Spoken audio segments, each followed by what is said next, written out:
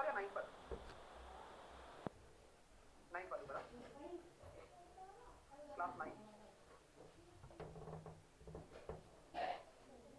Class 9 के हाँ question number 7 पर।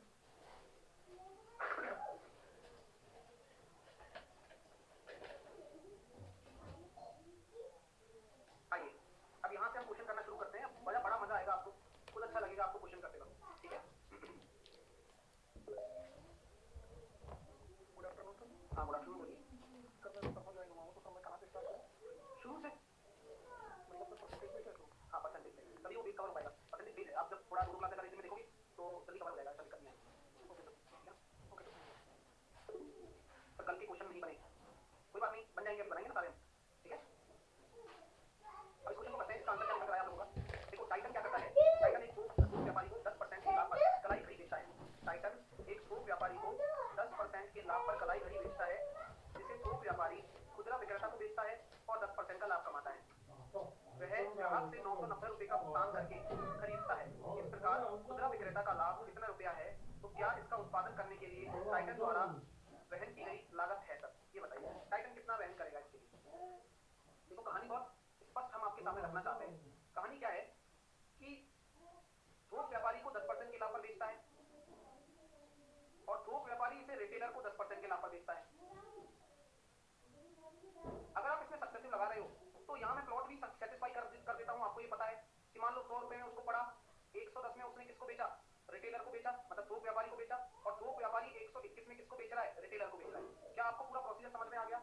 ये तो प्रोडक्शन कर रहा है, यहाँ तो मैन्युफैक्चरिंग कॉस्ट है, और मैन्युफैक्चरिंग कॉस्ट वाला 110 में आपके होलसेलर को बेच रहा है और होलसेलर 121 में रिटेलर को बेच रहा है, ठीक है? क्लियर है? रेशो है, रेशो आपको जमाना है, आप बराबर भी करके लिख सकते हैं और इस तरह से भी बता सकते हैं।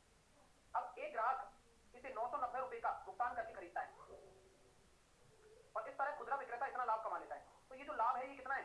11 दूनी 22 और 3 25/11, 25/11%, तो 1100 हो गया, ठीक है? 1/44 यानी कि 44 से 45 हो गया। ओके सर, कोई प्रॉब्लम नहीं है। अब आप कॉमन सेंस लगाओ कि यहाँ रिटेलर तक की बात चल रही है सर, और रिटेलर ग्राहक को इतने में ही तो बेचेगा 45 रेशो में। सही कह रहा हूँ नहीं कह रहा बताओ? क्योंकि लाभ को कमाया जा रहा है ना, ठीक है? तो ये 45 किसके बराबर हो गया? 990 के। तो 1 बराबर 45 दूनी 90 22। तो यहाँ ये किसके बराबर हो गया? 44 गुणा 22। किसी को कोई प्रॉब्लम आई क्या? नहीं, कोई प्रॉब्लम नहीं है। क्या मैं कह सकता हूँ कि ये 121 के बराबर है? डेफिनेटली कह सकते हो। तो 11 से काटोगे 4 बार और 11 से काटोगे 2 बार, तो क्या 1 रेशो बराबर 8 आ रहा है? हाँ, तो टाइटन द्वारा कितना वहन किया गया होगा? 800 रुपया। मजा आ गया क्वेश्चन करके? उम्मीद करता हूँ आ गया होगा। कुछ भी नहीं है ना, चैन आपने लगाई, आपने सक्सेसिव लगाया, आपने देखो होलसेलर का कोई लेना देना नहीं था। आप चाहते तो डायरेक्ट सक्सेसिव ये भी लगा सकते थे, 10 से 11 और 10 से 11। तो जो ये रेशो होता ये कितना होता? 100 से 121 होता, तो भी कोई दिक्कत नहीं थी। ये जो 100 होता ये अपने टाइटन वाले का होता और ये 121 जो होता ये अपने रिटेलर का होता। तो सर थोक विक्रेता कहां चला गया? उसको 110 बीच में है, तो ये डायरेक्ट रिलेशन में निकल सकता था कि थोक विक्रेता से कोई लेना देना नहीं है अपना, ठीक है? बात समझ में आ गई? ठीक है ना मेरे दोस्तों? अगला करिए।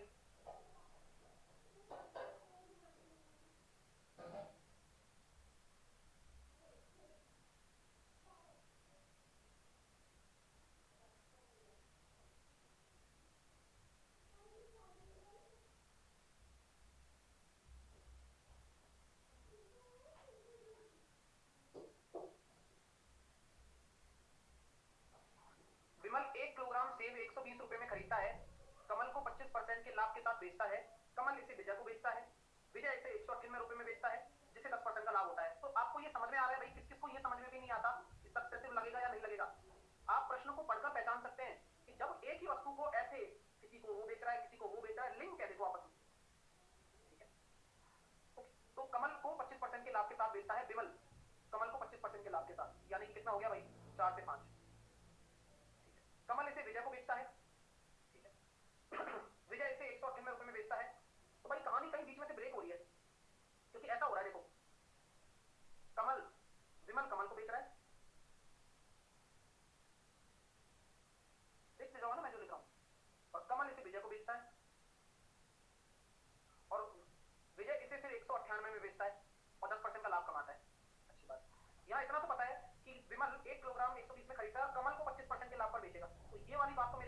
सर यहाँ 4 से 5 सही है, लेकिन यहाँ भी मेरे को समझ में आ गया कि विजय का क्रय मूल्य भी निकाल लूंगा मैं। कैसे? 10% का लाभ हो रहा है ना, 10 से 11, तो 11 बराबर अगर 198 में कर देता हूँ तो 1 बराबर कितना आ गया? 11 का 11, 11 88, 180 आ गया यहाँ पर। यानी कि 180 रुपए क्या है, ये विजय का क्रय मूल्य आ गया। किसी को कोई परेशानी नहीं है? अब कमल द्वारा अर्जित लाभ निकालना है। कमल का लाभ वही होगा जो विजय को बेचेगा। विजय का विक्रय मूल्य, विजय का क्रय मूल्य कमल का विक्रय मूल्य आ गया, ये भी कंफर्म हो गया सर। चलो अच्छी बात है, ठीक है। हाँ, अब क्या करूं? अब ऐसी बात है सर, ये करो आप, 120 रुपए में खरीदता है विमल, तो 4 बराबर अगर 120 है तो 1 बराबर 30, यानी कि 150 में कमल खरीदेगा, और 150 में अगर कमल खरीदेगा तो विजय को 180 में बेचेगा, और विजय का ये क्रय मूल्य हो गया। ठीक है, तो कमल कितना लाभ कमा रहा है? 30 का, 150 के रेस्पेक्ट में इनटू 100। ऐसे लिंक अपने आप बन जाती है। तो आंसर कितना आ गया? 20%। अब बताओ, किसी को भी कोई दिक्कत आई हो तो ऐसे लिंक बन गई ना अपने आप। आपके पास जब भी कोई डेटा मिसिंग होगा तो कहीं ना कहीं आपको आगे वाले रेशो हेल्प करेंगे। ठीक है, चलो अगला करिए तसल्ली से। ए एक घड़ी बी को बेचता है, 12% की हानि होती है। बी सी को बेचकर इतने का लाभ है। यदि ए बी को उस कीमत पर घड़ी को बेचता है जिस पर सी ने इसे खरीदा है, तो ए की हानि या लाभ बता दो। आ जाओ। ए एक घड़ी को बी को बेचता है, 12% की हानि होती है। बी सी को घड़ी बेचकर इतने का लाभ कमाता है। यदि ए बी को उस कीमत पर घड़ी बेचता है जिस पर सी ने उसे खरीदा है, तो ए की हानि या लाभ का प्रतिशत। अब ये भी बहुत बढ़िया क्वेश्चन है, आराम आराम से करेंगे, जल्दबाजी तो नहीं है ना सर। 12% की हानि हो रही है, यानी कि 100 से कितना? 88, यानी कि ये ए का क्रय मूल्य है, ये ए का विक्रय मूल्य है, और ये बी का क्रय मूल्य हो गया। बी सी को घड़ी बेचकर इतने का लाभ कमाता है, तो इतने का लाभ यानी कि 8 से 9, तो 8 बराबर अगर 88 है तो 99 में सी आ गया भाई। ये अगर बी है तो ये सी हो गया, कोई प्रॉब्लम? अभी देखो मजा आएगा। ए बी को उस कीमत पर घड़ी बेचता है जिस पर सी ने खरीदा है। ए बी को उस कीमत पर घड़ी बेचता है जितने में सी ने खरीदा है, तो सी ने कितने में खरीदा? 99 में। तो मान लो बी को 99 में बेचता कौन? ए। तो ए की हानि या लाभ क्या होता? 1/100 इंटू 1% का लॉस होता। अब बताओ, कोई परेशानी आई हो तो? अब आप मत सोचना कि सर 99 कहां से आ गया, वो तो प्रश्न खुद कह रहा है कि ए बी को उस कीमत पर बेचता जितना सी ने खरीदा है। तो सी ने कितने में खरीदा? 99 में। अगर ए बी को 99 में बेचता तो 1% का लॉस होता बस। नेक्स्ट, तसल्ली से। ए ने बी को, बी ने सी को, और सी ने फिर ए को। ये और गजब प्रश्न। देखिए, ए ने बी को, बी ने सी को, यानी कि 9 से वही 8, क्योंकि 1/9 होता है ना ये, तो 9 से 8। तो यहां मैं लिख सकता हूं ये ए का है, ये बी का है, और ये सी का है। सी इसे ए को इतने % के लाभ पर बेच देता है, तो सी ए को कितने पर बेच रहा है? 9 में ए को। तो ए को कितना लाभ होगा? अभी ए की अंतिम में कितने रुपए हैं? 9 ही है, और 9 के 9 उसने किसको दे दिए? भाई ए को बेच देता है। अब ए के पास 9 है तो ए ने दोबारा खरीद लिया, तो क्या होगा ए को? बहुत सारे बच्चे बता रहे हैं 10% का लॉस। कहां से दिख रहा है लॉस आपको? कुछ भी नहीं होगा ना भाई, कुछ भी नहीं होगा। आप खुद लगाओ दिमाग।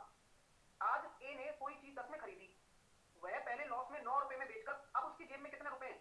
9 है, बस 9 ही है ना भाई, 9 ही है उसके पास। तो अब ए के पास कितने हैं? 9 ही तो है, क्योंकि उसने वो पहले आपने भाई, आप समझ रहे हो ना, हानि पर बेचा था तो 9 रुपए उसके पास आ गए थे। अब ए 9 रुपए लेकर बैठा है, सी ने ए को इतने में बेच दिया, तो सी ने ए को इतने में बेच दिया, तो उसके पास 9 थे, उसने 9 दे दिए उसको। ए के पास तो 9 ही थे, उसने 9 दे दिए, तो ए को कितना लाभ हुआ? कुछ नहीं, कोई भी लाभ नहीं हुआ। लाभ कब होता? जब 9 रुपए में से कुछ बच जाता, तब लाभ होता। ठीक है, अब आप इस 10 पे निगाह मत फेरो कि 10 का क्या हुआ। 10 का तो पहले ही वो हानि झेल चुका है, लेकिन अब पूछा गया है कि अब बताओ अगर ए को बेच दिया जाता है, तो अब ए के पास तो 9 थे, तो 9 में उसने ट्रांजेक्शन कर दिया। ठीक है, क्लियर है? चलिए अगला करिए। ए बी को 20% की हानि पर, बी इसे कितने % के लाभ पर, सी इसे डी को, अब ये सक्सेसिव है। ए बी को 20% की हानि पर, यानी कि 5 से 4, बी इसे कितने % के लाभ पर, यानी कि 8 से 9, सी इसे 8% की हानि पर। 8% की हानि यानी कि 100 से 92। अच्छी बात है। अब प्लीज सामने देखिएगा, क्या यहाँ सक्सेसिव से काम चल जाएगा क्या? हाँ चल तो हो जाएगा, लेकिन यहाँ दिक्कत आएगी कि ए और सी को हुई हानि के बीच का अंतर बताना है। एक्सटेंडेड लगा लेते हैं, काम आएगा, ज्यादा अच्छी तरह से काम आएगा। लगाएं, एक्सटेंडेड लगा लेता हूँ। ए बी को 20% की हानि पर, यानी कि 5 से 4, बी इसे 12.5% के लाभ पर, यानी कि 8 से 9, एनी प्रॉब्लम? नो। सी इसे 8% की हानि पर, यानी कि 100 से 92, कोई प्रॉब्लम नहीं। अभी देखो चमत्कार, आपकी आ जाएगी तो बता दूंगा, है ना, थ्योरी लिख रहा हूं उसकी। अब यहां देखिए आप प्लीज, सब लोग सामने देखिएगा और समझने की कोशिश करिएगा। क्या मैं इन दोनों को बराबर कर सकता हूं? ये 8 हो गया, ये 9 मैच कर गया। क्या मैं इनको बराबर कर सकता हूं? इनको बराबर करने के लिए आपको बहुत पापड़ बेलने पड़ेंगे। 100 और 92 रेशो बना लो, 25 और 23, फिर 25 के लिए करना पड़ेगा वो काम। चलो बना लेते हैं, इसको 25 और 23 लिख देता हूं। अभी देखो क्या बराबर बना सकते हो इनमें? 25 से गुणा करके, इसको 9 से गुणा करना पड़ेगा। फिर अगर इसको 25 से गुणा किया है तो ये पूरा 25 से गुणा होगा, पूरा, क्योंकि ये तो पहले से ही कनेक्टेड है। अब रेशो क्या निकल कर आ रहा है? 250, 25 अट्ठे 200, 25 नंबर 225 और 207। किसी को कोई भी शंका समस्या परेशानी है तो बोलो। ये ए बी सी डी का आ गया मामला। मानो क्या सर समझ नहीं समझ आ रहा है सर, 8 को क्यों नहीं किया 25 से? कर दिया ना, बात तो वही है यार, इसको कर दो या इसको कर दो, क्योंकि ये तो मैचअप हो गया था ना, तो यहीं से तो लिखा है 200, कर दिया वो।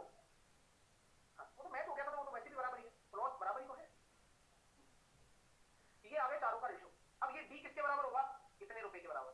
तो 248.4, एक रेशो बराबर 207 एकम 207, बचे कितने? 41, 414 बचेंगे, 2 बार जा रहा है 1.2 टाइम्स, कितना प्यार से कट गया। अब ए और सी को हुई हानि के बीच का अंतर सुनना, तो ए को कितनी हानि हुई? 50 रेशो की, और सी को कितनी हानि हुई? तो ये अपने 18 रेशो की, और इनका अंतर 32, तो 32 इंटू 1.2 कर दो बस, तो 12 दूनी 24, 12 तिया 36 और 2 38.4। कैसा लगा प्रश्न? गजब का प्रश्न है भाई, ठीक है। तो आराम से आपका जो राइट आंसर है वो निकल कर आ गया 38.4। क्लियर? एक बच्चा बोला रिपीट, रिपीट में दोबारा से वही लिखूंगा मैं। आप ये बताओ कि आपको क्या समझ में नहीं आया, क्योंकि सेम चीज लिखने में मेरा कोई इंटरेस्ट नहीं है, बार बार टाइम वेस्ट करने से कोई मतलब नहीं। आप ये बताइए, आप अगर रेशो निकाल पा रहे हैं तो रेशो जमाओ पहले, आप रेशो निकालो, मैंने जो गुणा किया है भाग किया है आप करो अपने हिसाब से। जब रेशो निकल जाएगा तो आपको देखो ए का लॉस कितना दिखा है भाई, ए का लॉस यही तो होगा कि 250 में खरीदा है, 200 में बेचा है, 50 का। सी का लॉस कितना है? 18 का। इनका अंतर निकालना है 32 रेशो, बस। सक्सेसिव से करते तो थोड़ा इजी होता, बताओ इसको आप। अरे भाई सक्सेसिव से करते तो आप ए और सी के जो ये 50 और 18 निकाल पा रहे हो, ये कैसे निकालते?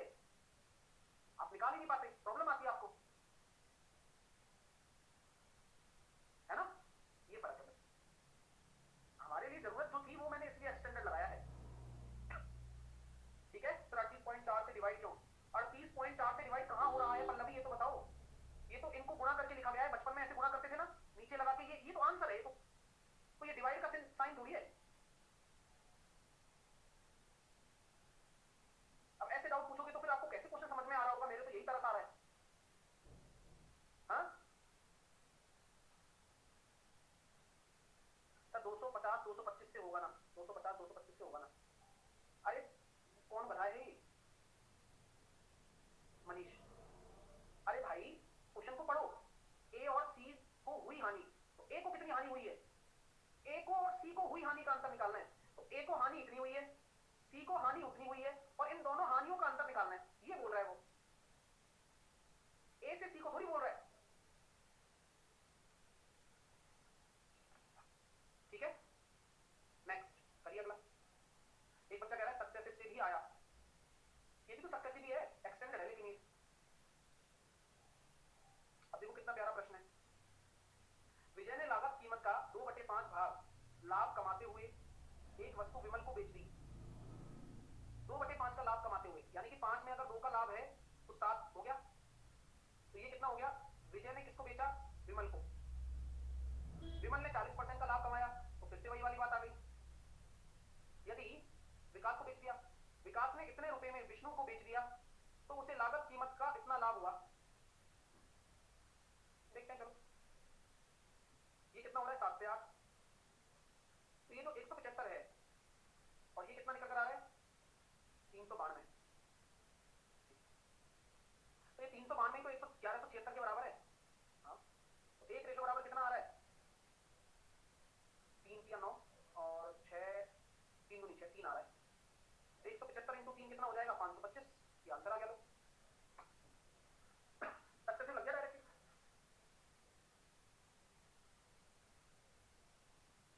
क्लियर है, 7 से 7 भी कर सकता था। अगला करिए।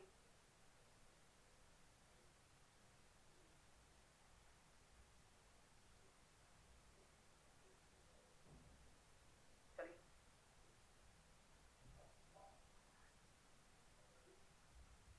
इस बारे में किसी को कोई दिक्कत है क्या? जैसे कि एक बच्चा बोल रहा है, क्या नाम है,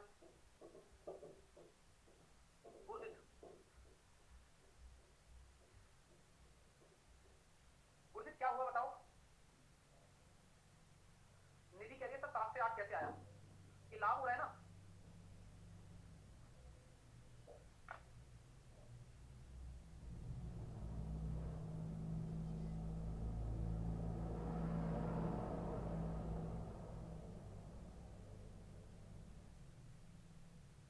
गुरजीत आप रेड लाइन में आएंगे क्या, या वो भी मैं आके करूंगा फोन में आपके?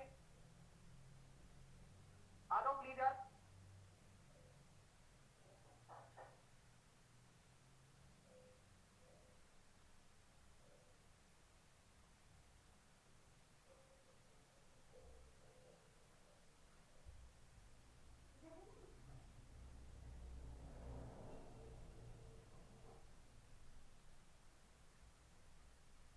चलो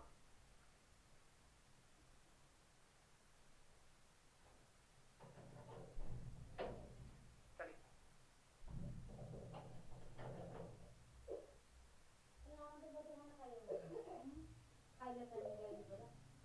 हेलो हेलो, सत श्री अकाल सर। सर मुझे क्वेश्चन में कोई दिक्कत नहीं है, बस आपसे बात करनी थी। मुझे सब कुछ समझ आता है, आप ना बात नहीं करते इसलिए मैंने ऐसा बोला था। अच्छा, तो आप ना उन लोगों से बात करते हो जो उसको फिर से क्वेश्चन करते हो, तो इसलिए मैंने आज ऐसे कमेंट कर रहा था मैं वैसे। ट्राई मारा। हाँ, तो आप मैंने ये पूछना था कि जो हम थ्योरी तो अपनी लिख देते हैं सारी, है ना, तो ये जो हम क्वेश्चन जो आप कराते हैं फाइल्स के, इसे नोट डाउन करना जरूरी होता है या नहीं, मतलब करूँ या ना करूँ? जी बस वही मतलब मान लो फोन हो आपके पास, जी सर। तो उसमें दिक्कत करना तो प्रैक्टिस कर लो। बाकी मैं यही आपसे ज़्यादा बेटर। जी sir, thank you sir.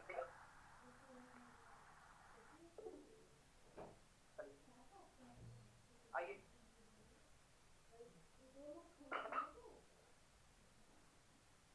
Mohan ने अपनी मोपेड राकेश को 20% के लाभ पर बेची। राकेश ने इसे 10% के लाभ पर अजय को बेच दिया।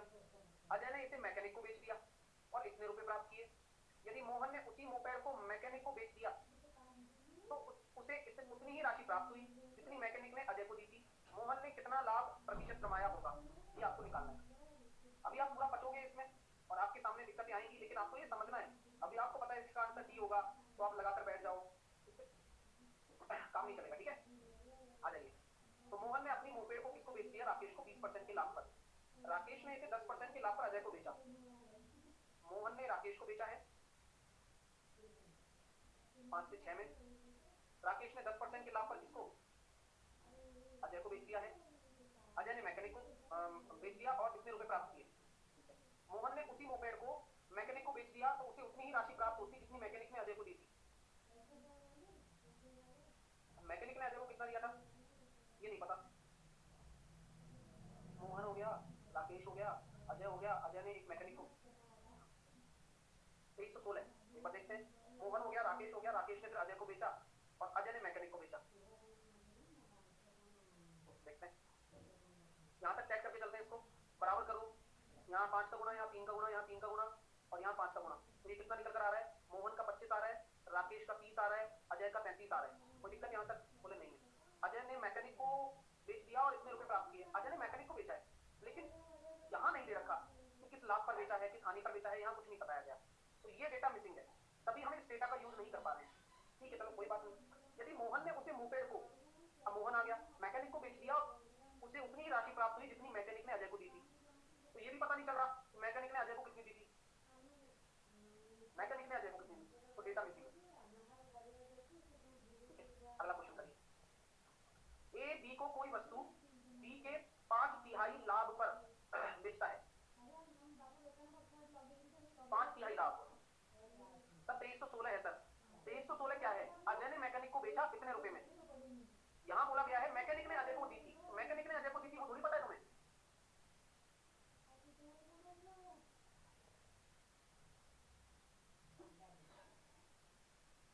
इस क्वेश्चन पे आ जाइए सर। 2316 में बेचा तो 2316 ही दिया होगा। अजय ने मैकेनिक को इतने में बेचा और इतने रुपए प्राप्त कर लिए। ठीक है, यदि मोहन ने उसी मोपेड को मैकेनिक को बेचा और उसे उतनी ही राशि दी जितनी की मैकेनिक ने अजय को दी थी, चलो ठीक है 2316 है ना, तो मोहन को कितना लाभ प्राप्त हुआ?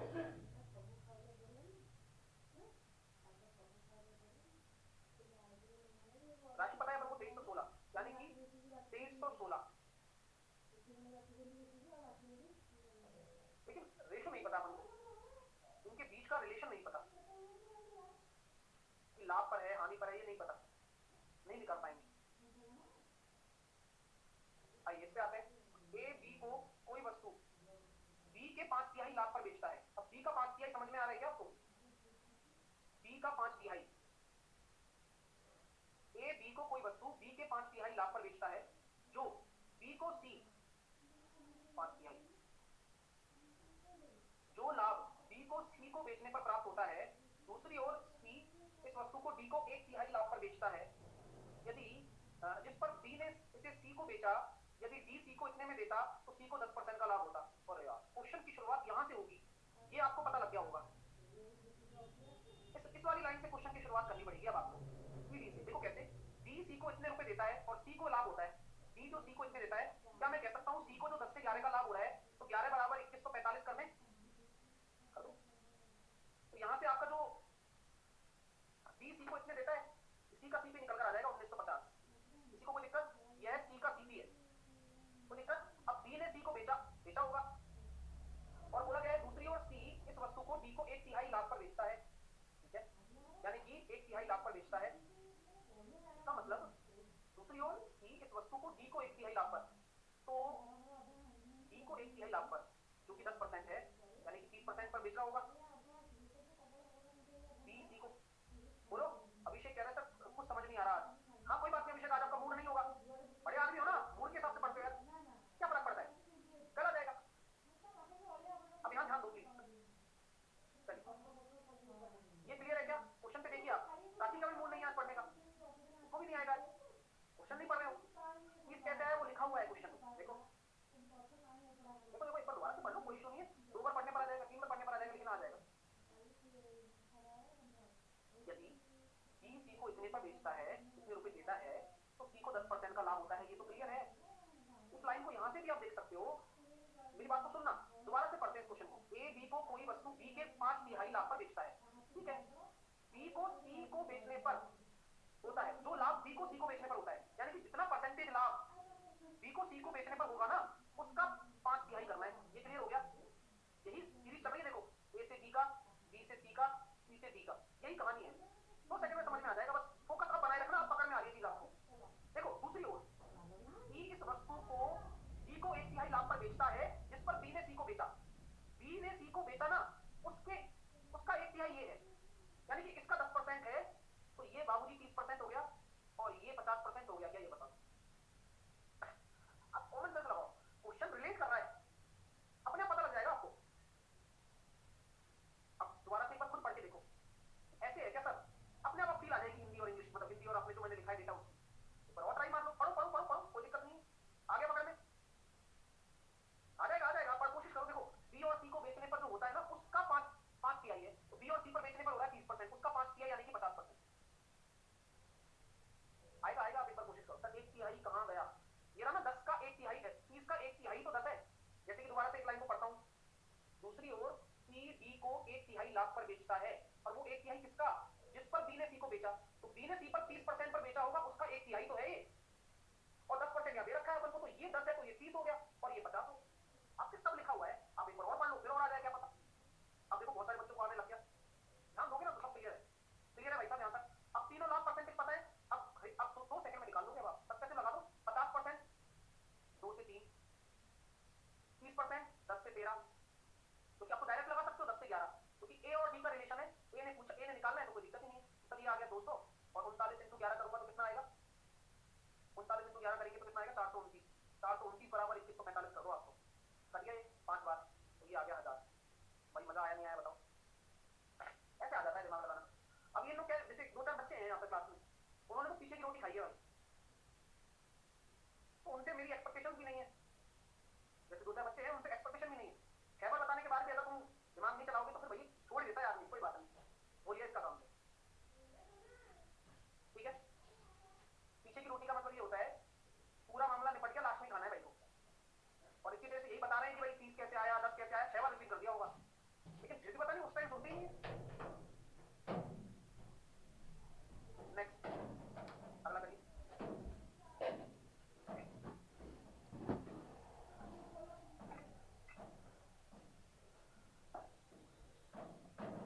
एक दिन को एक वस्तु को 5400 रुपए में खरीदता है और उसे 30% की हानि पर बेचता है, देख रहे हो, 5400 में खरीदकर 30% की हानि पर बेचता है, और इस धनराशि से वह अन्य वस्तु खरीदता है और फिर पुनः 60% के लाभ पर बेचता है, तो कुल लाभ प्रतिशत बता दो। 5400 का कोई मतलब है क्या, 30% की हानि 10 से 7, 60% का लाभ 5 से 8, 50 से 56, 100 से 112, 12% का गेन हो गया।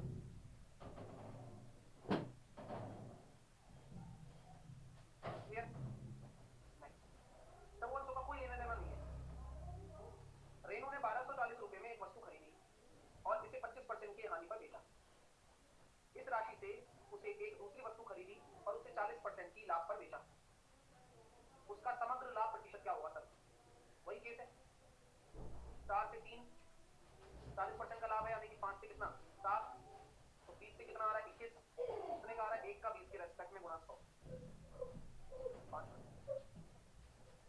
अगला 30% की हानि पर 15,000 रुपए में एक घोड़ा बेचने के बाद एक व्यक्ति उसी पैसे से एक गाय खरीदता है, हानि पर 15,000 में बेचने के बाद, हानि पर बेच रहे हो यानी कि 5 से 4, ये आगे उसी से ही खरीद रहे हो, 30% के लाभ पर बेच रहे हो 5 से 6, पूरे लेन देन में आपको पैसा निकालना क्या हुआ, तो अब यहाँ रेशो लगाओगे क्या, यहाँ रुपी से काम करो, रुपी से, ठीक है, दिमाग लगा लेते हैं क्या, तो 20% की हानि हो रही है जो कि 5 से 4 है, 15,000 रुपए में घोड़ा बेचने के बाद, तो 4 बराबर 15,000, तो 5 बराबर 18,750,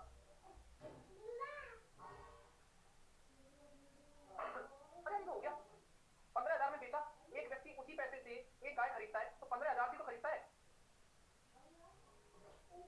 हाँ 15,000 की तो खरीदता है, और 20% के लाभ पर गाय को बेच दिया, यानी कि 5 से 6, 5 बराबर ये है, 1 बराबर 3,000, 18,000, ओके। अब कुल मिलाकर देखो कि आपके पास यहाँ कितना आया था 18,750, राइट।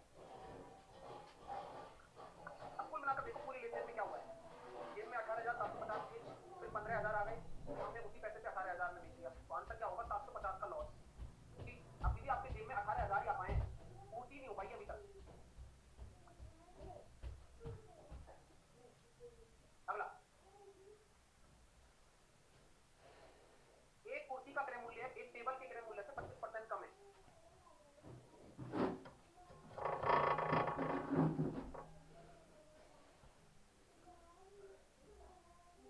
तो चेयर का जो सीपी है और टेबल का जो सीपी है उसका जो अनुपात आ रहा है वो 3/4 आ रहा है। एक व्यक्ति 60 टेबल के क्रय मूल्य पर 5 कुर्सियां बेचता है, तो उसका लाभ प्रतिशत क्या होगा, देखते हैं क्या होगा, ठीक है। 60 टेबल के क्रय मूल्य पर, एक टेबल का क्रय मूल्य कितना है 4 है, 7 टेबल का कितना होगा 28 होगा, 5 कुर्सियां बेचता है, कुर्सी का विक्रय मूल्य आ गया, चेयर का सीपी, सॉरी चेयर का एसपी, तो लाभ प्रतिशत बता दो, तो चेयर का सीपी पता है, चेयर का एसपी पता है, तो 15 से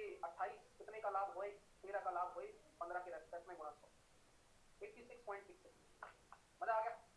बोलो कोई दिक्कत आ रही है तो कुछ भी नहीं करना, तरीका ही वही है, शेयर का ही निकालना है लाभ आपको। सर 28/5 कैसे आया? इस लाइन को चलो पढ़ते हैं अपन, सब मिलके पढ़ते हैं। सामने देखिए 7 टेबल का क्रय मूल्य कितना होगा? बताओ जल्दी बताओ। 7 टेबल का कॉस्ट प्राइस कितना होगा? जब एक टेबल का कॉस्ट प्राइस 4 है तो 7 टेबल का 28 हो गया, कोई दिक्कत? और ये किसके बराबर है?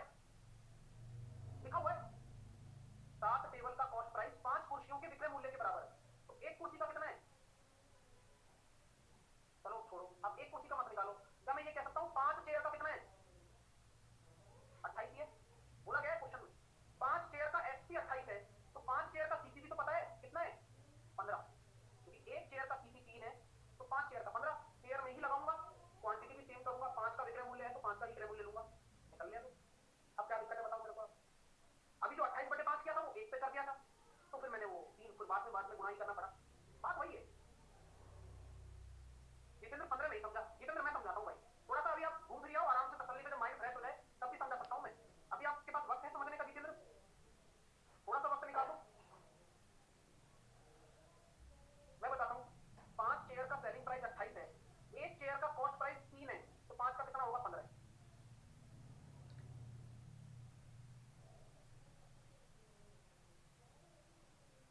नेक्स्ट,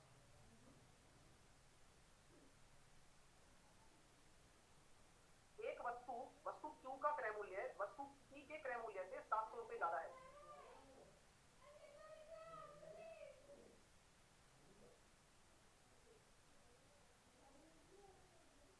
तुम्हें तो CBT 2 and CGL tier 2, CBT 2 तो रेलवे का होता है, टियर 2 अपना सीजीएल का होता है, एसएससी लेता है उसको रेलवे लेता है, क्लियर?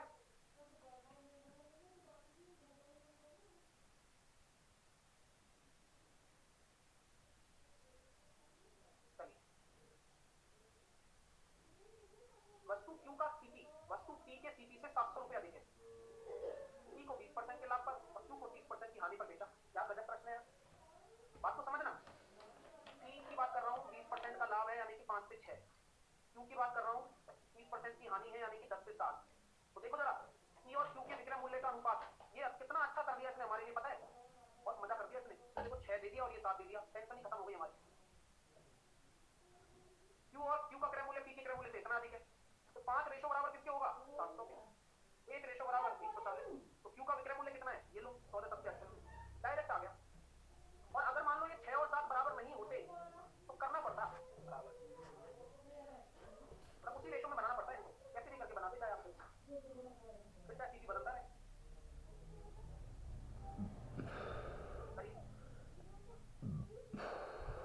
एक व्यक्ति ने 2 घड़ियां खरीदी, एक का क्रय मूल्य दूसरे के क्रय मूल्य से 1/4 अधिक है ना? तो देखो पहली घड़ी और दूसरी घड़ी, 4 ये है तो ये 5 हो गया। उसने प्रिय को 10% के लाभ पर, प्रथम को, पहली वाली को, और दूसरे को 7.5% की बेच दिया।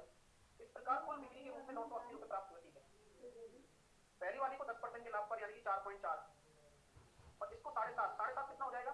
15% 3/20 होता है, 7.5 3/40, तो 5 का 3/40 करो करो करो करो करो करो 3/8 यानी कि 5.37। इस प्रकार कुल मिलाकर बिक्री मूल्य के रूप में इतना प्राप्त हुआ, तो टोटल ये कितना आ रहा है? 9.775। ये किसके बराबर है? 980 के, तो 4 रेशो की वैल्यू निकाल लो, 980/9775। अरे यार खतरनाक आ रहा है, 400 की वैल्यू आ रहा है क्या? अप्रोक्स में जा रहा है। तो लास्ट क्वेश्चन में 700 अधिक बोला है, तभी तो अंतर निकाला घोचू आदमी। ये 5 है, ये 10 है, तभी तो अंतर 5 का आया भाई, अधिक बोला है तभी तो डिफरेंस निकाला है। बुद्धि लगा दो यार, बिल्कुल ही बेशरम मत बनो। 400 आंसर आ रहा है क्या अप्रोक्सीमेटली? वही है तो आंसर, इंग्लिश देख लो फिर भी गड़बड़ ना हो तो। 401, ठीक है भाई, फिर कल करेंगे अगली फाइल, ओके।